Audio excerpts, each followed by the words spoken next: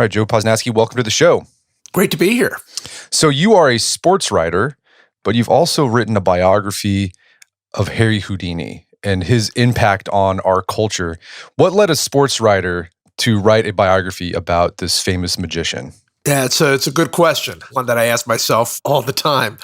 I think for me, it began, as many things do, with sports. I was approached about writing a book about Babe Ruth. I think this was my fifth book, and my previous four were all sports books. And, there was sort of this feeling that maybe I should try to take on this big biography, that this was, maybe the next step for me.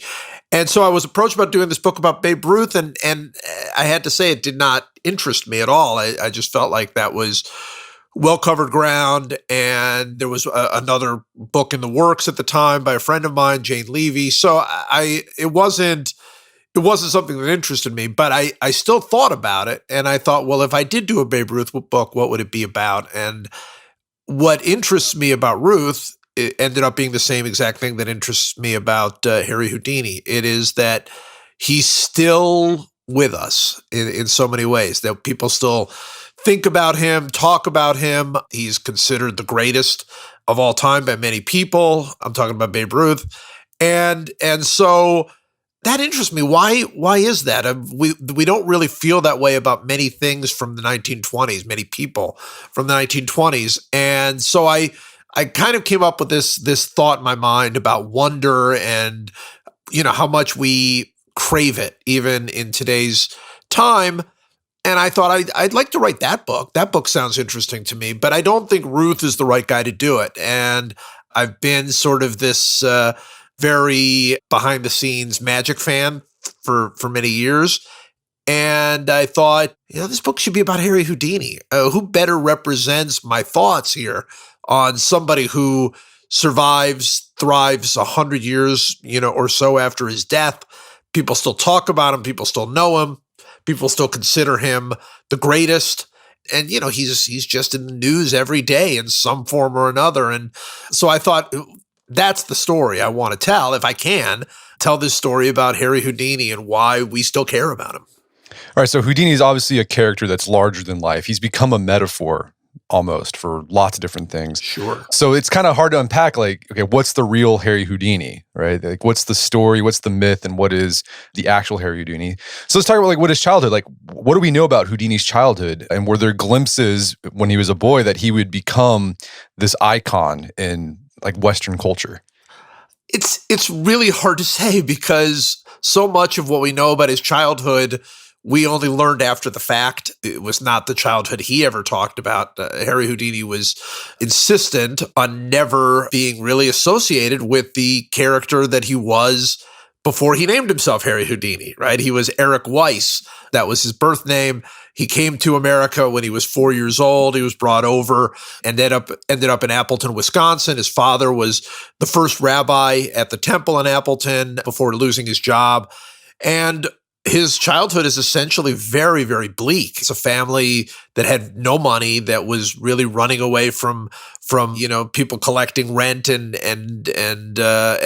food, for his entire childhood. Essentially, he ran away from home when he was 12, and he worked very, very hard to cover up that part of his life. He wanted Harry Houdini to be this larger-than-life character, like you say, and that was very important to him from the very start. So he created this mythology about Houdini, who was born in America, who had this mystical ability to escape from things, even as a boy, who stole his mother's apple cake when he was just barely a toddler. Even though she locked it up, he figured out how to get into the lock, and these were the myths that he told about himself again and again and again. And so, there are stories about him being interested in becoming an entertainer. He worked for a brief time with a circus. He probably ran away from home at 12 to join the circus. So it seems like there was definitely this idea of performing in front of people was something that I think was always with him. But I don't know that we could really look at his childhood, if we see his true childhood, and see what he was going to become. I mean, he definitely created the person that is Harry Houdini. And something that I thought was interesting, it wasn't until like the 1970s that they finally figured out he wasn't born in Appleton, Wisconsin, that he was born in Budapest. That's right. That's how pervasive the myth was. Like, he was able to convince so many people that he was like, well, it's true though. Harry Houdini was born in Appleton, Wisconsin. Eric Weiss was born in Budapest.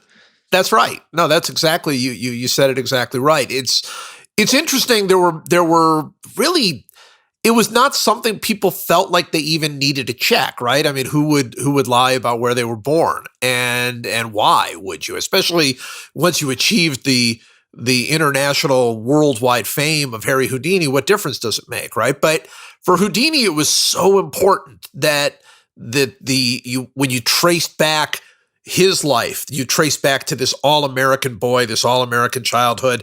He was not ashamed of the family being poor. He would talk about that some, but he never talked about being born, being an immigrant. He never talked about, not having this sort of American childhood that people could recognize. That was so important to him. And you're right, for many, many years, there was actually, as I write about in the book, in the 1970s, there was a committee put together by a magic organization that spent a year looking into him. They called it the Houdini Birthplace Committee, and they literally spent a year looking into where Harry Houdini was born, finding insurance papers and wills and all these other things to fully say that he was born in Budapest and not born in the United States. And that's 50 years after his death. So it was pervasive, and it was really important to Houdini to make it that way.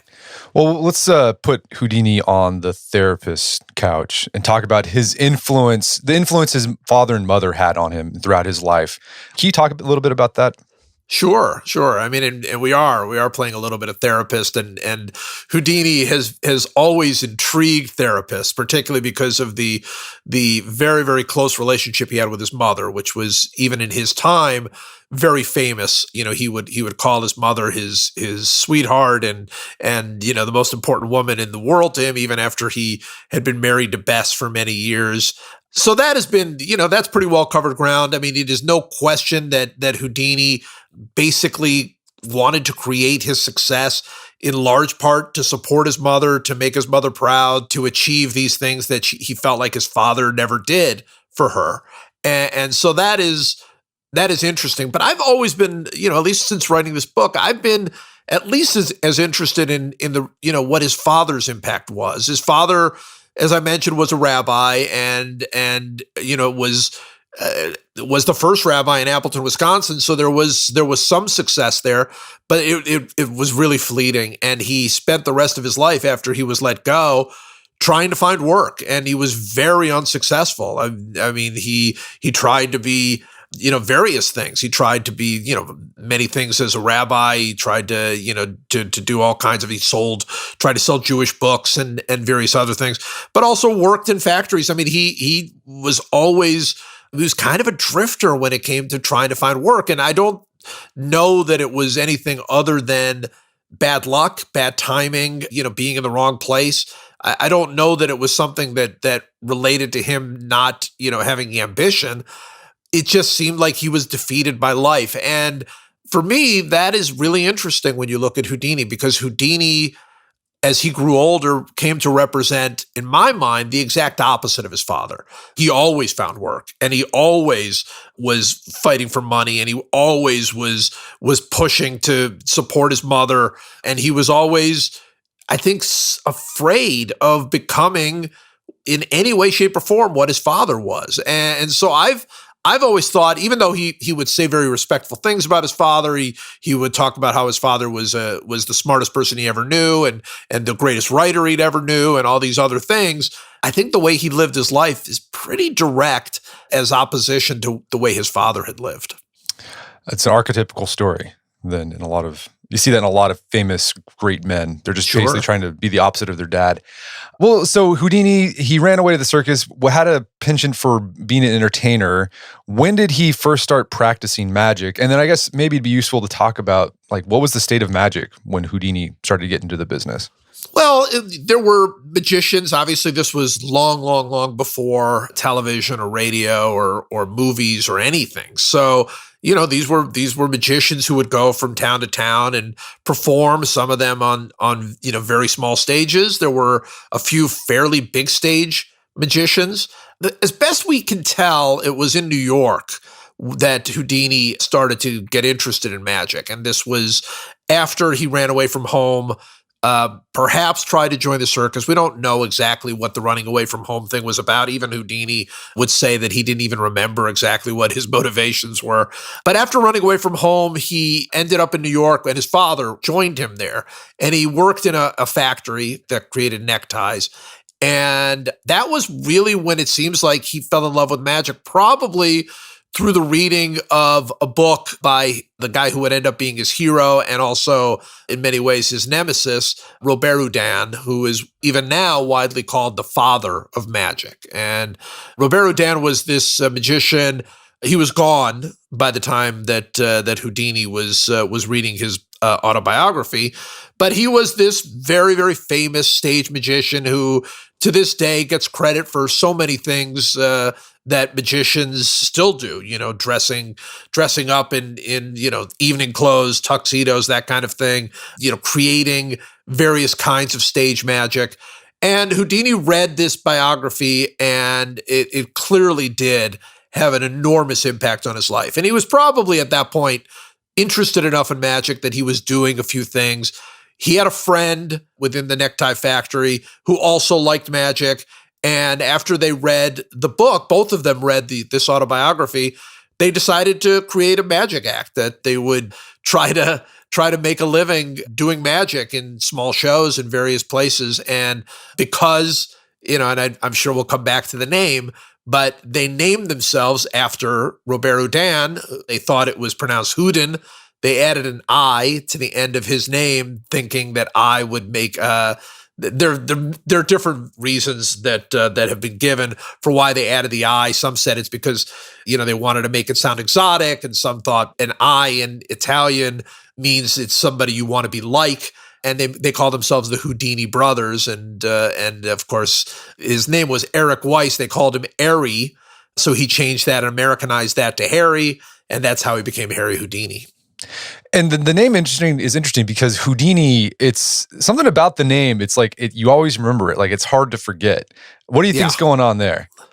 It's just the perfect magic name. I mean, I don't think a couple of kids at the time fully appreciated. I think the name is a very, very big part of the success that he would have. It really is an unforgettable name. There's something mystical about it, something exotic and foreign a little bit about it, but yet it's not like you see it and have trouble pronouncing it or anything. It's always there. And I think it was a big part. And, as the years would go on, he would fight for the name a little bit. He actually had to tear away the name from his friend who might have been the one who actually came up with it. They actually had a big fight over the name, and then other people would start using some version of that name. People who were imitators of Houdini would call themselves various other things that sounded like Houdini. And so the name was just always a very, very big part of who he was. And I do think that, you look back at some of these incredible magicians of the time who were, probably just as popular as he was, but something about their names, just doesn't quite carry through the years the way the name Houdini does. So he started this act with his buddy, or the Houdini brothers. Was there an act that put them on the map and kind of put Harry Houdini on the path to becoming, who he is today? Well, the answer is yes and no. I mean, they were not very successful, and soon the friend left because they were not successful, and then Houdini's own brother joined the act. His friend's brother joined the act, and eventually Bess, who even before she ended up being his wife, joined the act. So numerous different people tried to be the Houdini brothers or the Houdini act, or later on it was just Harry Houdini and assistant, whatever the case may be. But with the act itself, it was not very successful, but there were already signs of it becoming successful and signs of Houdini, what Houdini would become as years went on. And my favorite of those was this one act that he called Metamorphosis. And Metamorphosis was, it can be fairly easy explained. Somebody is essentially tied up and put, all sorts of handcuffs and rope and tied up and locked up. And at the beginning, this was Houdini's assistant who was tied up. But as the act went on, Houdini realized that he needed to be the one who was tied up, which is obviously a very big part of what Houdini would become. But he would get tied up, and then they would put him inside of a giant bag with a drawstring at the top. They would tie the drawstring. Sometimes Houdini would ask somebody in the crowd to if he could wear his jacket. So he would put on a stranger's jacket before getting tied up.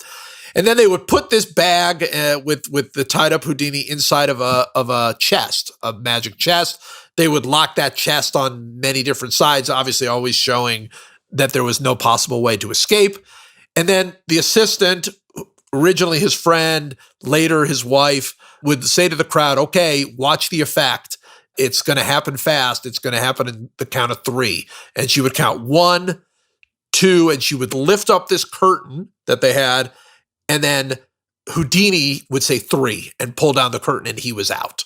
And of course, this was a very fun act. But the best part of it was that at that point they would then unlock the chest, which of course took time to do all of this, and then they would pull down the bag, and there would be his wife in all the ropes, in all the handcuffs, wearing the stranger's jacket. So that was Metamorphosis, and it was not necessarily a new act. I mean, it really borrowed from a lot of different things that had already been out there, but they made it new. He made it new. He made it because if it was so fast and it was so shocking to see on the count of 3, there's Harry Houdini, already out of this chest.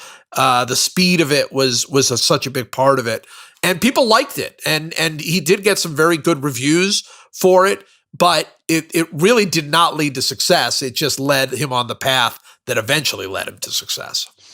Well, yeah, so that prefigures that trick Metamorphosis prefigures what he became famous for, and that was being an escape artist. And I think they often associate escape artistry with magic because Houdini was considered a magician, but they're kind of separate genres. So first, how did he make that transition from magic to escape artistry, and what was his first escape trick? Well, he always blended the two, particularly in his younger days. He wanted to be a magician. He didn't necessarily, later on he would say, oh, magicians are a dime a dozen, but escape artists are, this rare thing. But that's not how he wanted to be. And really all of his life, he was utterly fascinated with magic. And by magic, we're talking about card tricks. We're talking about illusions. We're talking about, levitation or making something appear or disappear. He was always in love with those sorts of things and would do magic throughout his life.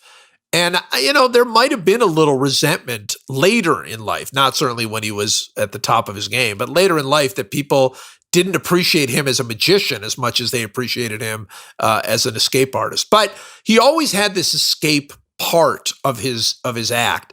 And when he was very young, he came upon this idea of going whatever town he was in, and these were usually at that time very, very small towns, most of them in the Northeast.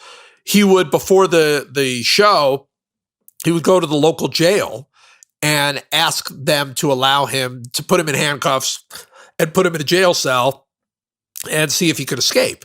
And he would try to bring reporters out there, and this was, I've said many times, this is long before social media. So this was the original, Instagram. This was the original, Snapchat, where you're essentially trying to reach out to lots and lots of people through some sort of, really, I think, kind of a TikTok stunt, right? I mean, this is what he tried to do, trying to escape from these jails. And they let him do it. Not everybody, but a lot of these places were intrigued enough by the idea that they let him do it. He was always successful, at least in the early days. And so that was a big part of his act. And, it was separate from the magic that he was doing, but he saw it all as one thing in those days. Later, after many years of failure for him, he came to realize that, as much as he loved the magic, it was really the escape artistry that was his calling card, and that was the thing that was going to make him world famous. Why do you think the escape artistry was like so appealing? Like, why were people drawn to it? Why did it become such a huge phenomenon? I think at different stages of his career, I think the reason is a little bit different. I think early on, the notion of escape to this day is so powerful in our minds. I mean, this is, I know we'll get to this point of the answer to my question, which is, why does Houdini still last? Why do we still care about him? And I think one of those reasons, is that we're just as fascinated by impossible escapes now as we ever were. And you can see that proof every single day when you look at a newspaper. Somewhere in the world, there's a dog that gets out of a yard and nobody knows why, or there's a person who escapes from prison and nobody knows how. And those people inevitably are called Houdini in the papers.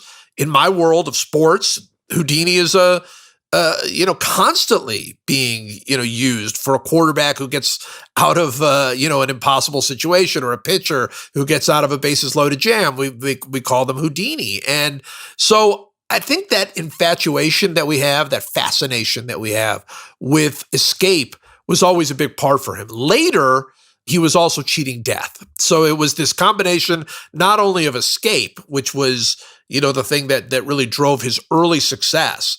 And later it was, him being underwater, him being, in a dangerous place, getting buried alive. I mean, this thing became about cheating death, and that took him to an entirely different level. And the other thing too, I thought was interesting, the distinction between magic and escape artistry. Magic, it's supposed to look effortless, painless, but Houdini realized what people want to see is like physical struggle. And he made his acts, like it was very physical. And it's kind of, I think it ties in with your sports writing. It was almost an athletic event. Like he was trying to show that he was really, really working hard. It wasn't magic. It was like Houdini physically escaping from this stuff. No, that's 100% right. I found so many sports analogies. He was an athlete when he was young. He was a boxer. He was a swimmer. He was a runner. Had life been different for him, he might have gone into an athletic path. So he was an athlete. And I believe, and maybe, I've talked to people in magic about this, and some of them have said, yeah, that's just the sports writer in you talking. But I believe that so much of what made Houdini successful was this athletic, not just the athletic prowess that he had, but this athletic mindset that he had. The earliest, once Houdini became famous, so this really happened right at the turn of the century, 1899, 1900, once he went to Europe, this is when he became famous. And for, 5 to 10 years of his fame, his most famous elements of his magic were challenges. People would challenge him to get out of something that they created, whether it was handcuffs they invented, or a box that they built, or an envelope, a football. Every single night, he would take on these challenges, and he would always escape. He would always win, and this was the act. I mean, this was at the heart of it, and it was a different show every night because it was a different challenge every night. That feels like sports to me. I mean, that feels like, hey, I'm the world heavyweight champion. Come out any night and try to beat me. And so I really do feel like that so much of the escape stuff, particularly the stuff when he was accepting challenges, really is directly related to sports. The other thing that you said, the original name of the book, at least in my mind, was The Amazing and the Impossible. That was what I was going to call the book. Nobody liked it because it doesn't have Houdini's name in it. It doesn't really make sense if you don't know the context. But it comes from a quote from a magician who we were talking, and I said to him, something about Houdini, and he said, Houdini was not a magician. He was an escape artist, exactly like what you said. And I said, well, what's the difference? And he said, well, magic is doing the impossible. There is no possible way that you can make, even the smallest version, you can make that coin disappear, or you can make that card, show up in my pocket. Even the simplest, it's impossible. And what Houdini did was not impossible. It was escaping from these different, challenges, but it wasn't impossible. It was different. And I said, well, I guess that's true, but look, this guy escaped from, they would throw him in the water inside of caskets and bury him alive and do all of these other things. I mean, that feels pretty impossible. And he said, no, that's the difference. That's amazing, but it's not impossible. And I think that's the difference between, sort of this escape thing that Houdini made, world famous, and magic is that it's amazing what Houdini did when he did escapes, but you wouldn't say it was impossible. Speaking to the athleticism of Houdini, you had a picture in the book of him like in a swimsuit. It's a singlet basically and chained up. And his legs are just huge. Like they're just, it looks like he squats every day. Super muscular. I mean, just, he was a small man in height, but he was so powerful and so flexible. In order to do many of these escapes, he had to get himself in these crazy positions. But he was very, very powerful. He used to go around, speaking of challenges, he loved challenges of any kind. He would take on challenges. He used to have this one challenge where he would see somebody reading a mystery and he would say, read me a paragraph from 3 places in the book and I'll tell you who the murderer is. Like he lived for challenges. And one of the challenges was that he would go up to people and he would say, let's see who has bigger biceps. I mean, this was like a point of pride for him. So he was absolutely a very, very powerful guy. And in some of these challenges too, he would do naked. Like he'd go to a jail and it's like, I'll strip my clothes and you can search me and I'll do this escape act in the buff. And even back then, people were like, this is pretty weird. And even Houdini, he was kind of a prude. Like he wasn't, but he was willing to do that. Yeah. I mean, well, it just shows you the ambition of Houdini. I mean, it came across the idea at one point, somebody had said, well, he's just hiding keys. I'm sure more than one person said that. He's just hiding them. And he said, I'm not hiding them and I could prove it. I would do an escape in naked. I absolutely, I am not hiding any keys. And at some point the challenge came and he did it naked. And then he realized that this was something that there was a, it's weird, but there was a real power to him doing these escapes naked. So he went to a photo studio in St. Louis and took photos of himself in chains. This is the ones that people have undoubtedly seen. They're some of the most famous photos in American pop culture history of him in chains, basically just wearing just a bathing suit of some kind. He's almost entirely naked.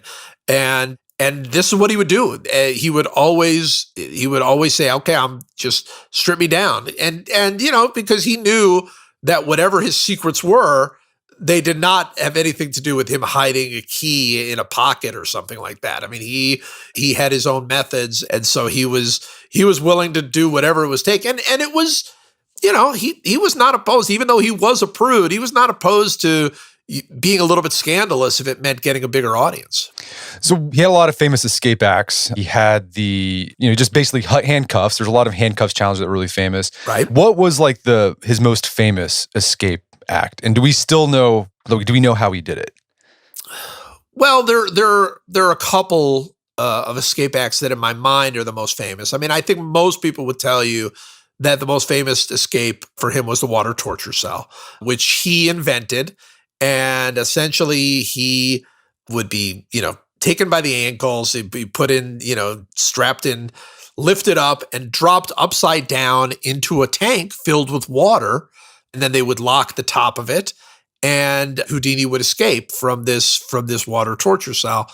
And that was his most famous. It is the one that you still see people do some version of today? And the answer is we kind of do know how he did it. I don't really write about that. I mean, I do mention something in the book that might interest people about that, but we kind of know how he did it. The one that interested me the most as I was writing about this book is a very famous escape. It's just a pure handcuff escape, but a very famous escape called the mirror cuffs, which was much more than 100 years ago. It was 1906 or 1904. And essentially, these were handcuffs that were brought to him by the Daily Mirror, the newspaper in London, and they were supposedly built by this great locksmith who had spent 5 years trying to build the most inescapable handcuffs ever built. And it's a very, very famous story about him trying to refuse the challenge, but then of course accepting it and going on stage and him being on stage for essentially an hour and a half, doing various different things and he keeps coming out. He used to do all of his escapes behind a curtain or inside something he would call a little ghost house. He had like a little place on stage so people couldn't see him. And 3 or 4 times during this act, he came out and people cheered, but he wasn't out of the cuffs. He came out once to ask for a pillow, and he came out once saying he needed light. And anyway, it was a very involved escape. And eventually he gets out and the place goes absolutely crazy. And it's, it might be the most famous escape in magic history. And that one is super cool because we don't know how he did it. I mean, there are many, many people that have come up with theories about it, including me, but we don't know for sure. And we never will know for sure. And Houdini himself never told anybody, or if he did, it was something that he told them to keep secret to the grave. One of my favorite little stories about the mirror cuffs, which still exist, you can't see them because David Copperfield has them in his museum in Las Vegas, which is not open to the public, but it is open to researchers. A few people have been there. I was there. I got to see it. It's incredibly cool. But there's a very famous story about them that his wife got the mirror cuffs after he was gone, and a magician came over and said, "Oh, there are the mirror cuffs. Can I open them?" And she said, "No, nobody ever opens them. They are never to be opened." And so I've always loved that. That to me is really cool that there's still this mystery from more than 100 years ago that still exists today.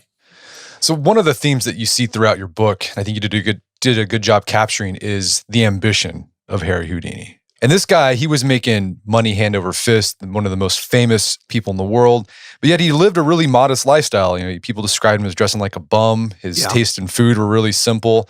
So if it wasn't money, what was driving Houdini his entire life?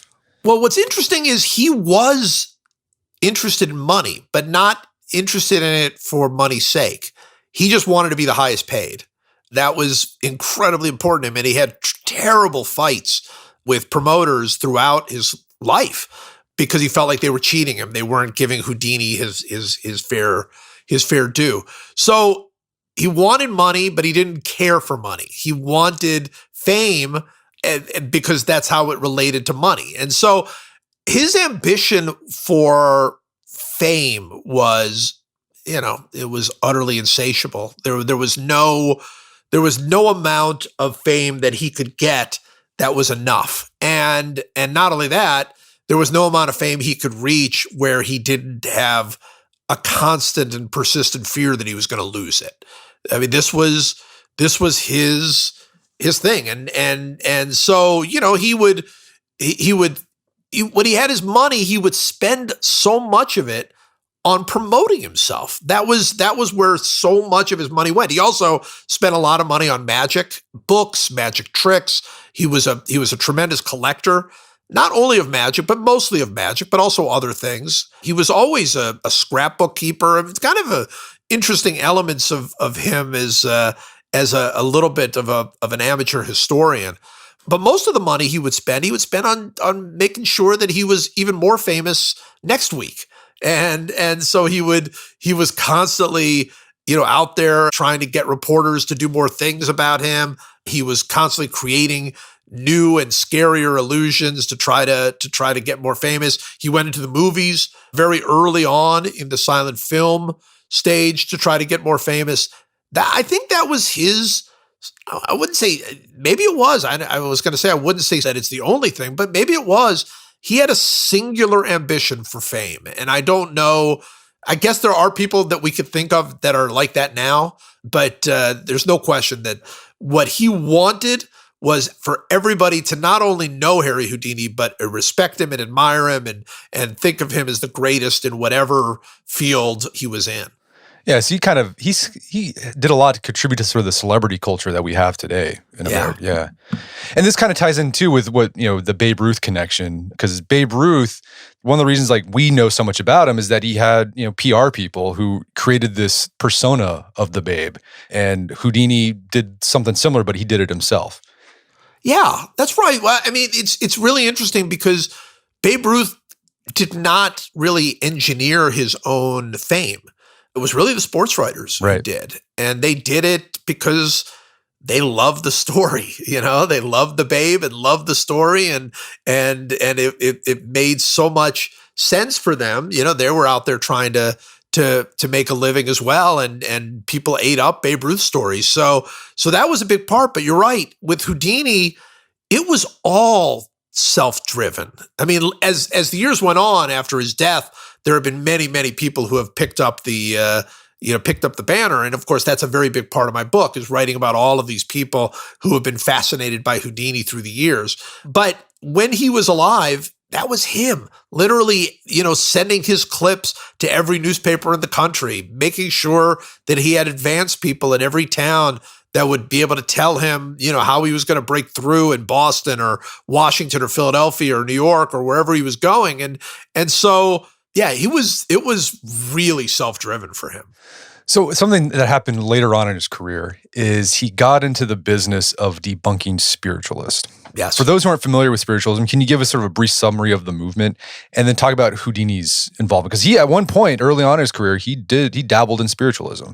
He did. The spiritualist movement is really fascinating. And there are many other books, and I would recommend if people are interested in it, it's very, very interesting. I give a very brief, but hopefully interesting, explainer of how spiritualism came about. It basically began with these sisters who claimed that they could talk to the spirit in their home. And they would do it through a series of knocks, where they would ask questions and this spirit would respond with various knocks, and eventually they created a whole code and a way for the spirit to actually talk to them and through these, however many knocks they did, or the pattern of the knocks, and this created quite a phenomenon in this is, well before Houdini, 20, 30, 40 years before he was even born. But this spiritualism is really what led directly to much of what Houdini did as an escape artist, which is a whole other element of this thing that's kind of fun. The idea of escaping from ropes and boxes and this sort of thing actually began with spiritualism, and shows that we're not about escape, but more about trying to prove that spirits were with them when there was actually these people who had escaped from ropes and were actually doing the work themselves. Anyway, this led to a huge movement. And obviously there's long been, and always will be, I suppose, this fascination of, can we reach out to those we have lost? Can we reach out to the dead? And spiritualism was particularly powerful after tragic events. I mean, it was after World War I, which is when Houdini really was out there debunking it. It had found a new life. It had found a new life, a big life after the Civil War, which is when it really started to become so big in America. So Houdini, when he was very young and a performer with his wife, he actually did a little bit of, these seances where he would have claimed to be able to talk to these people's, dead relatives and ask them questions. And he was quite good at it because he would walk through cemeteries and learn secrets and talk to people in town and find out things that he supposedly could never know. He was very good at that. but he hated it. Even from the very start, he felt like he was always fine with fooling people. He was always fine with convincing people something that wasn't true, but it had to be to entertain. It had to be a positive thing. And he felt like this was really taking advantage of people in pain. And so he really hated it. And then after his mother passed away, through a long series of different things, it eventually led to him saying not only did he hate it and would never take part of it, but he felt like it was his responsibility to unmask all of these people, show how they did it, and prove that spiritualism did not exist. It became a huge part of his show. It became a big part of his life. He actually spoke to Congress at one point about it. I mean, it was a very big part of the last few years of Harry Houdini. In typical Harry Houdini fashion, not only he was definitely righteous about it, like he definitely was sincere about it, but this also helped his fame and celebrity. Oh, yeah. Right. Yeah. Well, and that's the interesting thing when you look at Houdini's career. Whenever he needed something so he could get back on top, he found it, and so when the escape act started to lose a little bit of the audience, he really created this idea of death and danger in his act. And when that started to fade a little bit, although that never fully faded, but when it started to fade a little bit, he really did not have the success he wanted in the movies. This spiritualism thing, I think you said it exactly right. I think it was very legitimate. It was not an act. He wasn't doing it just to be famous, but it did make him famous again. And there's no question he liked playing that up. So yeah, he was somebody who I think always did follow where his instincts took him, but those instincts also always took to putting him back on top in the entertainment world. All right, so Houdini, I think people know how he dies. It's sort of a myth or this sort of well-worn story. He take part in a challenge. Some guy said, "I heard you let anyone sock you in the stomach as hard as they can," right? And he gets punched in the stomach, wasn't ready for it, and then a couple days later he dies from the punch. I mean, is that what do we know if like that the punch is what did him in, or was there some sort of underlying cause that the punch may have exacerbated? Yeah, I'm more on that line. I think he already had appendicitis and was already quite ill when the punch happened. But I do think it exacerbated it. And I mean, it was really quickly afterward. And so when people say, "Did the punch kill him?" my answer is sort of yes, but not because I think it created the peritonitis that eventually killed him.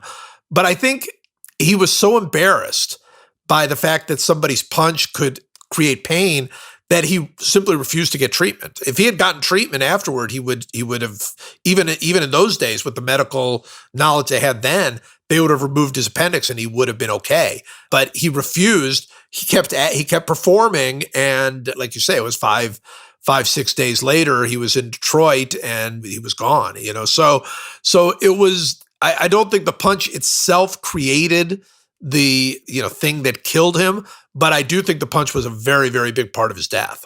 But how do you think the way he died, how did that influence his legacy? Well, there's no question it had a huge influence. I mean, he died young. I mean, that's always, that's the James Dean, theory, I think, right? That dying young is always going to sort of push the legacy. He died on Halloween. That's there's something powerful about that. He died at a time when he was doing all of this spiritualism debunking. So death was so much a part of who he was anyway. And so I think his death was a very, very big part of why he lived on. And, to me, the biggest part of why he lived on is because his wife, Bess, wouldn't let him die. I mean, she basically spent the next 20 years after his death or more promoting Harry Houdini and eventually getting a movie made about him with Tony Curtis that gave him an all new life in the 1950s. So I think that's the biggest reason. But yeah, dying in a weird way on Halloween when he was young and sort of still in his prime was definitely a big part of why he still matters. So in this book, you talk to magicians today who all of them said at one point, like Houdini was the guy that got them into magic. They saw, they read a Houdini book when they were a kid. They saw a Houdini poster and they're like, that's what I'm going to do. But all of them kind of concurred that Houdini wasn't much of a magician. He was okay. There were better magicians, Sure. but nonetheless, Houdini is still this archetypal magician. So how did this sort of okay magician become the archetypal magician? Well, I like what my friend magician Joshua Jay says. He said, is Bob Dylan the greatest, performer, songwriter ever? I mean, you could argue maybe he is. You could argue maybe he isn't. But there's no question that the times were perfect for him. Coming up in the 60s, exactly at that time in that world when he could have that sort of stage was a big part of why Bob Dylan became, something larger than life. And his argument is Houdini had the same thing, that he came along at exactly the right time. What he did, the escapes that he did made him, had him stand out. Even at a time where there were better magicians, there was nobody who was Houdini. There was nobody who took up all the oxygen that Houdini did. And the way he spoke to people, the way his act spoke to people was different. There were other people who were very famous magicians, but that's what they were. And Houdini was not as easy to classify. So I think that's a big part of it. The thing I find utterly fascinating and interesting is that so many of these magicians, exactly as you say, somewhere very, very early on in the process of them realizing that they were in love with this idea of creating magic, creating wonder, every one of them just about at some point very early on came upon Houdini because he is the most famous magician even now. So they came upon him, they came to understand him, and he was part of their journey into magic. Every one of them, I think, would say that somewhere along the way, Houdini was there. But then as they get on in magic, they come to realize that, like laymen, which is what they call the rest of us, we're the muggles, right? The ones that don't know anything about magic. We all just think Houdini was the greatest everything. I mean, the average person thinks Houdini was the greatest magician because he's the one magician you've heard of. So there's a little resentment that comes along from this. There's a resentment so I got a lot of people in magic who said, he was not only not a particularly good magician, he was a terrible magician. I mean, there are those that think he was actually a hack when it came to doing card tricks or doing various other illusions, and that he was not a magician at all, that he was a stuntman, and there's a real resentment that builds up. And I think that's just inevitable when you're the biggest and you're the most famous, and people just attach everything in magic to a certain person, the way that I think people do with magic and Houdini. I think that resentment is absolutely natural. And why do you think Houdini still captivate people today? Like, and you talk, in the beginning of the book, I love you just like just count all the things that are named after Houdini in the popular culture. Why is that? Well, I think there are, a bunch of different reasons, some that we've already gone over, the name and the way he died, and the fact that he was such a larger than life figure, the myth that he created, the way that we appreciate escape even now and find ourselves enthralled by the idea of escape. But I think that there's something that is sort of people, like, there are not a lot. I mean, there are, I don't want to say that it's not a big community. There's a community of people in America that love magic, right?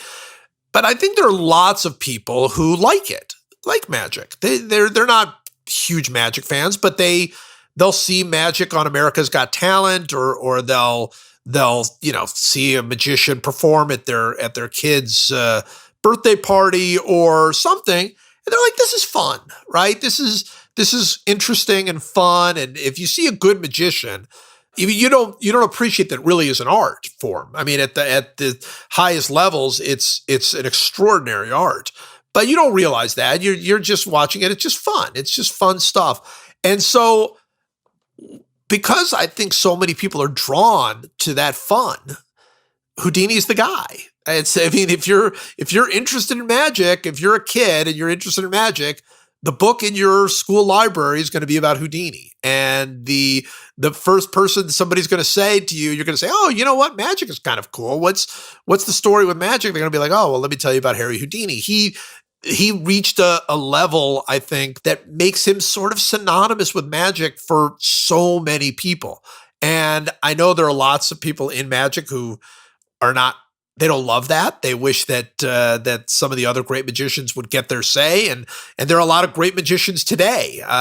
Some that people know. I mean, Penn and Teller and David Copperfield and David Blaine. And there are a few that people know. And there are a bunch who are just extraordinary artists who do things that Houdini could never have dreamed of doing, who are completely or virtually unknown. And I think that's just sort of how it has to be.